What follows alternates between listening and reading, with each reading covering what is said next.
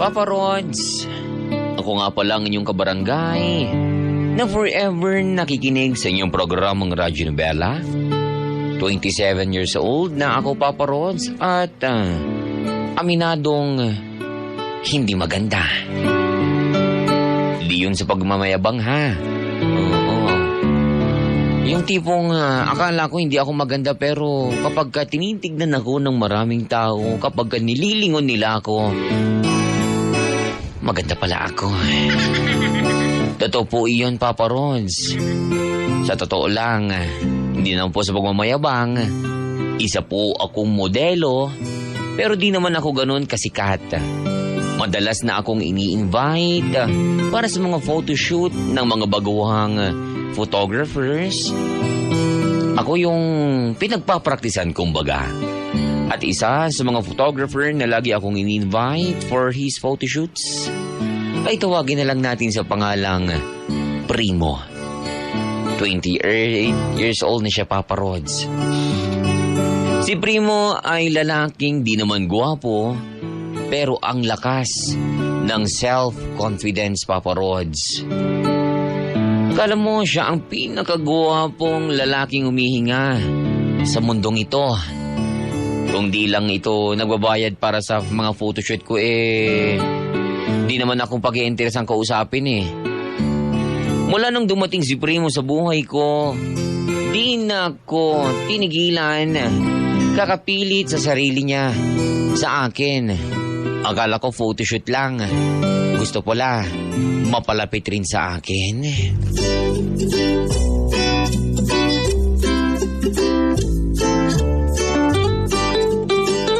Camera ka ba? Kasi nade-develop ka na sa akin? Sus! Luma na yan, Primo. Tigilan mo na ang kakagasgas sa pick-up line na yan. Gasgas man yung pick-up line na yan, pero yung pag-ibig ko sa'yo, walang gasgas. Smooth. Gusto mo lihain ko yung pinipig mong pisngi para smooth na rin? Grabe naman tumanlait, porke di ka lapitin ng pimples. Sorry, bad joke. O siya, tapusin na natin tong shoot para makauwi na ako. May 10:30 AM na racket pa ako bukas eh. Ang photoshoot, parang pag-ibig. Di dapat minamadali. Ay wow, pagmamadali ba ka mo? Sino ba yung unang kita pa lang sa akin nagpropose na agad para makalive-in ako? Nadala lang ako ng emosyon ko noon. Pero ngayon, di na yun mauulit. Good! Liligawan na lang kita hanggang sa pumayag kang maging tayo. Tapos, pag naging tayo, unang buwan pa lang ng relasyon natin, ililive-in na kita. Ano bang problema mo? Nakakakilabot ka, ha? Pasensya na. Masyado ko lang iniisip ang future natin. Wag mo akong madamay-damay sa future na yan, ha? Wala akong balak makasama ka sa future. Pero yung makasama ako sa present, ayos lang ba? Primo, isang beses ka pang hihirit ng ganyan, titirisin ko na lahat ng pimples mo, pati ang patubo pa lang. Ay, ang bad girl. I like it. Papa Rods, ako rin ang laging natatalo sa mga hirit ni Primo. Hinahayaan ko na nga lang ito, Papa Rods. Magsasawa rin naman siguro. Pero sa paglipas ng mga araw, Papa Rods, mas kumakapal pa yata ang mukha ni Primo. Mas lalong pinipilit niya ang kanyang sarili sa akin. Kahit nga ilang beses kong sabihin na may dinidate akong iba, ayaw pa rin niyang tumigil. Hanggat di pa raw ako kasal, may pag-asa pa.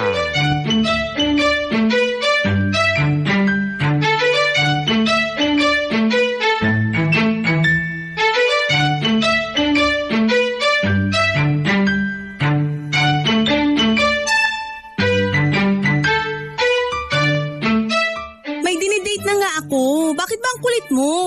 Dinidate lang naman eh. Bakit, kayo na ba? Well... Tingnan mo? Tingnan mo. O sige, sino ba yun ang de-delay para mapunta na kayo sa next level? Siya o ikaw? kasi... Siya o ikaw? Ay... Siya... Tanga ng lalaking yan. Bakit kanya papaasahin? Di niya ako pinapaasa. Di lang talaga siya ready. Kaming mga lalaki, kapag gusto namin ng isang babae, di na namin papakawalan. Babakuran namin hanggang alam naming sa amin lang siya. May pagka-territorial kami.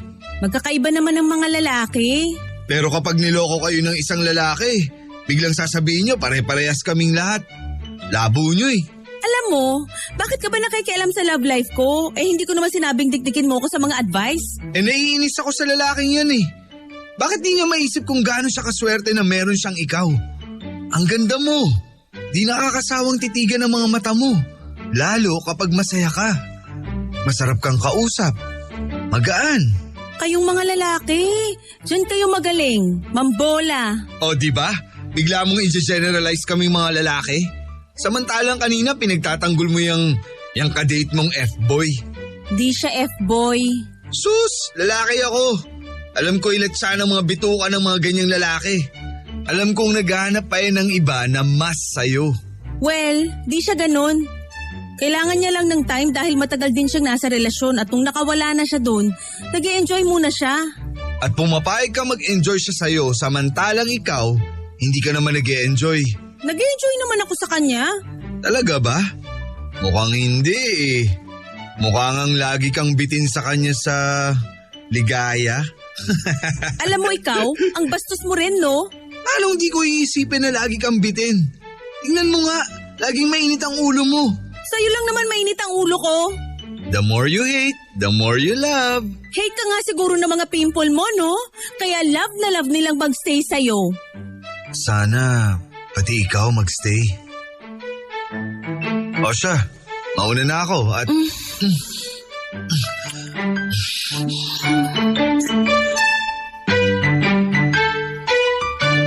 Di ko alam kung bakit ko ginawa yun.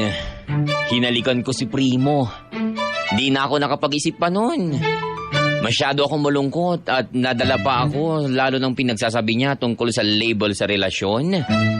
Aminado naman akong pampalipas oras lang ako nang dinidate ko. Pero in denial pa rin minsan, lalo na kapag nakikita ko kung gaano siya kagwapo. Nawala lahat ng pagdududa ko, Papa Rods.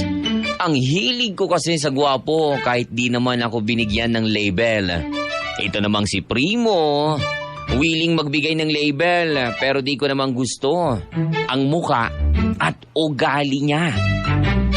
Bakit kasi di na lang ibigay ng tadhanang lahat sa isang tao para di na ako nahihirapan? Ayan tuloy, sa sobrang pagka-frustrate ko pinatulan ko na lang itong si Primo. Hinalikan ko at may nangyari pa sa amin. Aaminin ko, magaling siya, Papa Rods. Kaya naman, naulit ang pangyayaring yon sa amin. Papa Rods, sa tuwing may nangyayari sa amin ni Primo, ay tuwang-tuwa ito. Paano? Ginagalingan masyado Akala niya ata, sa ganitong paraan niya ako mapapa-fall.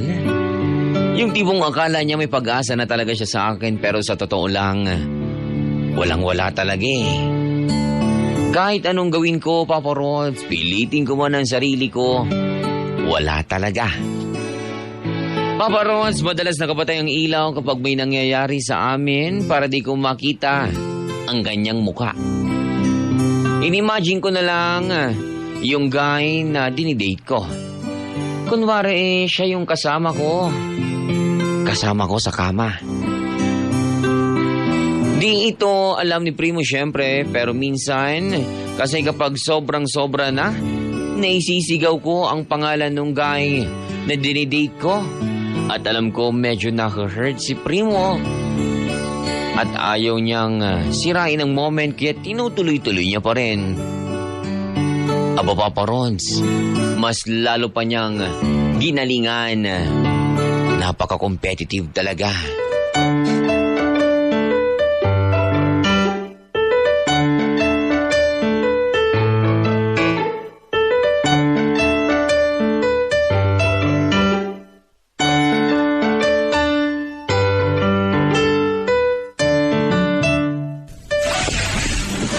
Nag-enjoy to.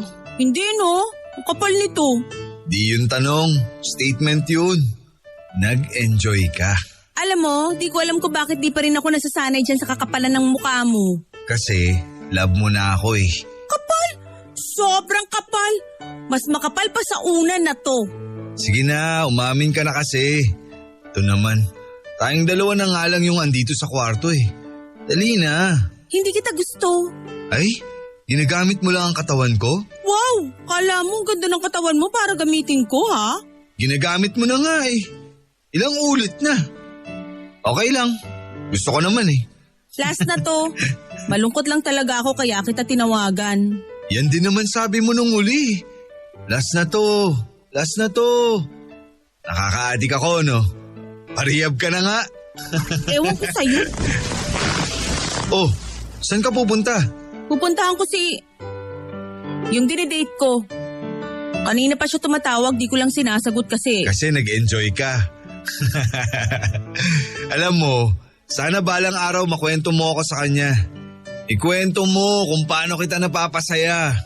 Saka, kung ikaw primo tong nangyayari sa atin, dapat walang makaalam, ha? Okay lang. Balang araw naman, baka ikaw pa ang mamilit sa akin na maging in a relationship tayo. Ganyan ka ka-confident, ha? Oo, kasi alam kong napapasaya naman kita. Ayaw mo lang aminin, pero alam ko. Ramdam ko sa akin din ang bagsak mo. Saka talaga. Last na talaga to. Di na ako uulit sa'yo. Papa Rods, sa totoo lang, kinakain ko rin ang mga salita at sinasabi ko. Yung sinabi kong last na yon, Papa Rods, hindi pa pala. Muli na namang nasundan nang makaramdam ako ng matinding lungkot. Yung dinidate ko kasi, nang pumunta ako sa apartment niya, nakakita ako ng mga underwear ng mga babae na nakasiksik sa sofa. Totoo nga yung sinasabi ni Primo. Ginagamit lang talaga ako ng lalaking yon. Hindi na ako magugulat, Papa Rods, kung marami kaming ginagamit niya. Inis na inis ako sa sarili ko dahil nasa mukha ko na yung mga dahilan para di ko na ituloy ang namamagitan sa amin. Pero mas pinipili kong magbulagan. Papa Rods, sobrang lungkot ko. Balak ko na sanang magpakalunod noon sa alak, pero kailangan ko ng kasama. Ayokong mag-isa. Kaya naman tinawagan ko si Primo para imbes na mauminom at magpakalasing, may nangyayari na naman sa amin.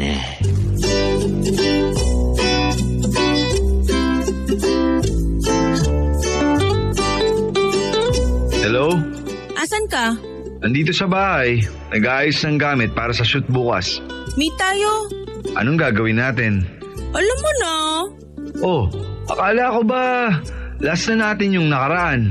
Nagbago isip ko. Gusto ko ulit. Uy, may craving siya sa katawan ko.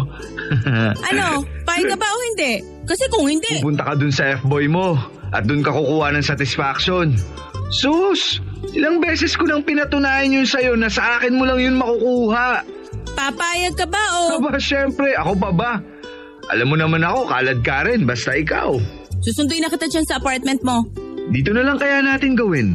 Para di na tayo gumastos ng pangmotel natin. Hindi ako komportable, baka may makakita sa atin. Wala naman sigurong sisilip sa atin habang ginagawa natin yun. Alam mo naman ang ibig kong sabihin, di ba? Ayoko may makaalam sa ginagawa natin. Ayoko ma-issue. Ikaw lang naman tong ma-issue masyado eh. Porque di ako kagwapuhan. Correction, iba yung kagwapuhan sa di talaga gwapo. Gamitin mo yung di gwapo, mas bagay sa'yo. Uy, ikaw, nakakasakit ka na ha. Pero sige, papalagpasin ko yan. Kasi alam ko, malungkot ka. Di ako malungkot. Malungkot ka. Kilala na kita. Sa tono ng boses mo, alam ko may pinagdadaanan ka. At alam ko kung bakit. Hindi mo alam. Alam ko.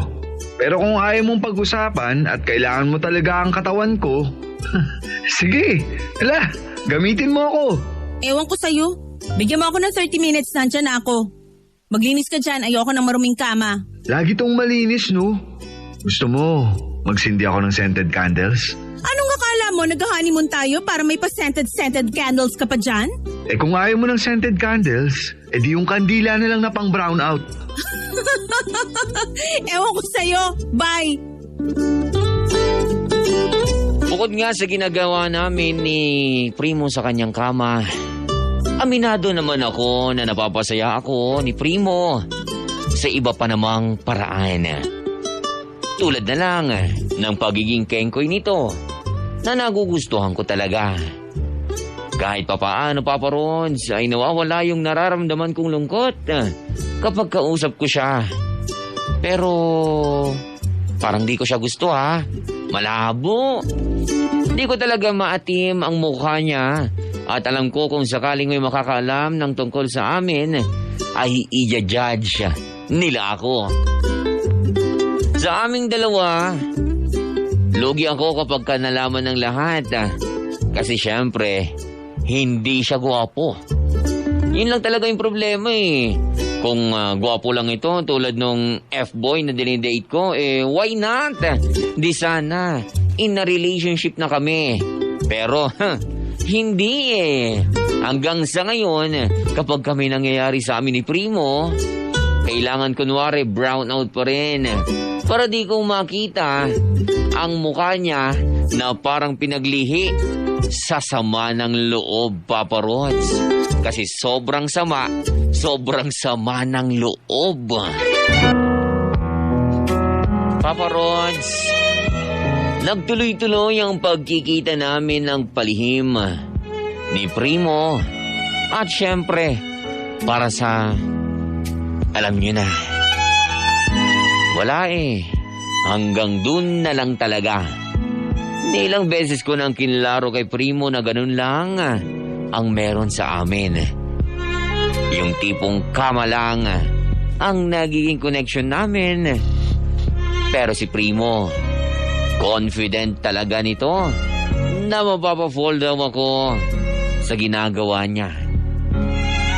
Minsan nga, Papa Rods, napapailing na lang talaga ako. Kung di ko lang talaga kailangan ng makakasama matagal ko nang siyang dinispat siya at wala na siya sa listahan ng buhay ko. Alam niya ang totoong dahilan kung bakit nga kami nasa ganong sitwasyon. Pumayag naman siya pero nitong mga nakaraan, parang nagdedemand na ito ng isang bagay na hindi ko maibigay. O mas magandang sabihin, yung isang bagay na di ko gustong ibigay sa kanya.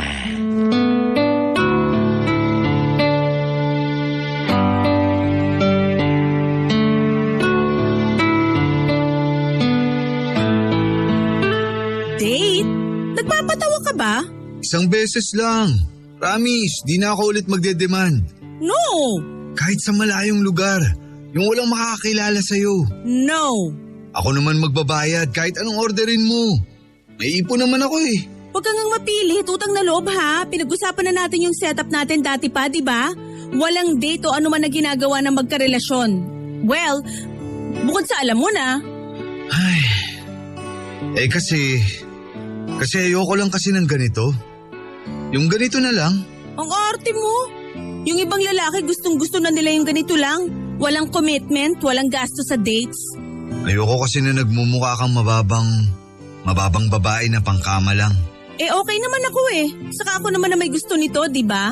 Gusto ko lang ma-experience mo yung love. Yung i-date ka at ipapakita ka sa lahat. Di ka ikakahiya. Ako ba may gusto niyan o ikaw? Parang ikaw naman talaga Ikaw yung may gusto na makita tayo ng lahat para pang pataba na naman sa ego mo. Kasi pangit ako at maganda ka. Kasi maganda sa ego ko na isang katulad mo yung nabingwit ko. Yun ba ang iniisip mo? Bakit? Meron pa bang iba? Paano kung gusto lang talaga kitang i-date? Para na sa'yo yung di mo naranasan dun sa kumag na F-boy na yun. Gusto ko ipa-experience sa'yo na di lang ako magaling sa kama. Magaling din ako pagdating sa dates. Marunong akong umasikaso di lang sa kama, kundi sa mesa ng mga resto na pwede nating puntahan sa date natin. Walang date natin kasi ayoko. Saka umasikaso ng mesa? Ano ka? Waiter? Kahit isang breakfast date lang. Ayoko! Madaling araw date. Yung bago pumutok ang araw date. Yan, pwede naman siguro para walang makakita sa atin. Primo, alam mo kung ano tong pinasok mo. Huwag mo na ako subukang kumbinsihin dahil ayoko talaga. Oo, gets ko na. Ayaw mong i-date ako kasi di ako maganda sa ego mo dahil pangit ako. Ay, matutulog muna ako. Gisingin mo ako pag mag-aalas sa 1 ng umaga para makauwi na ako. May shoot pa ako bukas ng hapon. Pinilit ko na lang itulog ang konsensya ko, Papa Rods. Sa totoo lang, naaawa ako kay Primo dahil gusto lang naman na itrato ko siya ng tama. Itrato na parang isang prinsesa na inaalagaan. Papa Rods, sa totoo lang, kapag ka nasa apartment niya, sobra siyang mag-asikaso. Lagi nakaprepare ang pagkain ko na siya na mismo ang nagluluto. Pati sa pag-grocery nito, lagi akong may pasalubong. Lagi raw ako naiisip ni Primong bilhan ng kung ano-anong gusto ko at kailangan ko sa grocery. Tulad ng feminine wash, chocolate, face masks, at kung ano-ano pa. Lagi nitong sinisiguro, Papa Rods, na komportable ang stay ko sa apartment niya. Swerte na kung tutustusin at aminin ko na ito ang unang beses na may gumawa nun at sa akin pero di siya magawang mahalin eh. Ang laking factor kasi, Papa Rods, talaga na ang itsura ni Primo. Isang malaking harang yon para magkamabutihan kaming dalawa.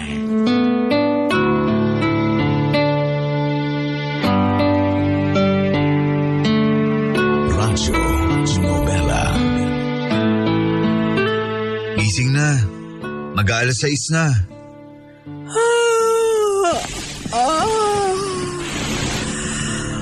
Bakit di ka natulog ah? Di lang ako makatulog. Gusto mo ba ipagtimpla kita ng kape? Yes, please. No sugar. Thank you. Pero bago ko gawin yan, pwedeng magtanong sa'yo. Yan na naman tayo, Primo eh. Kung yung date na naman ipipilit mo, huwag mo nang sayangin ang laway mo. Isang big no pa rin yan. Di na kita pipilitin kung ayaw mo ako makadate o makarelasyon. Buti alam mo. Kahit minsan ba, di kita napasaya. Alam mo, kailangan ko nang umalis kasi... Bukod sa ginagawa natin sa kama, napapasaya rin ba kita kapag nag-uusap tayo? Kapag sabay tayong kumakain ng midnight snacks? Di ba kita napapasaya sa mga corny kong knock-knock joke? Hay, uwi na ako. Pag umuwi ka, tinatid kita, gusto mo ba yon? Napapasaya ba kita dun? Bakit mo ba kailangang malaman kung napapasaya mo ko? Di naman importante yan eh. Di naman kita boyfriend para ma-pressure ka kung napapasaya mo ko. Nape-pressure ako kasi gusto ko masaya ka. Masayang masaya.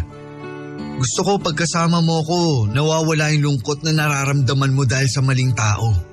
Huwag mo akong dramahan ng ganyan, Primo ha. Kakagising ko lang. Maging masaya ka lang, ayos na ako. Di ako hihingi ng kapalit na date o relasyon. Sabihin mo lang na masaya ka at magiging masaya na rin ako. Teka, saan ka pupunta? Ayoko ng drama. Aalis na ako.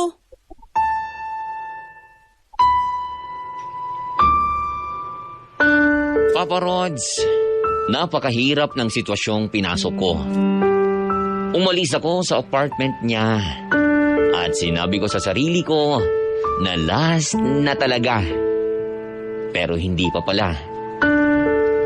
Habang naghihintay ako ng taxi, Papa Rods, ay paulit-ulit tumatakbo sa isip ko ang mga salitang last na talaga yun.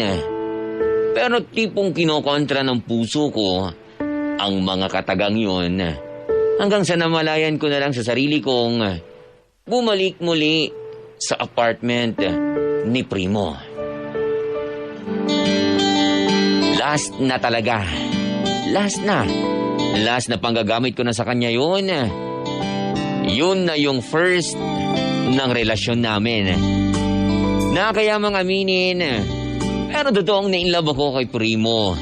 Hindi lang dahil sa galing nito sa kama, pero dahil sa galing nitong mag-alaga sa akin.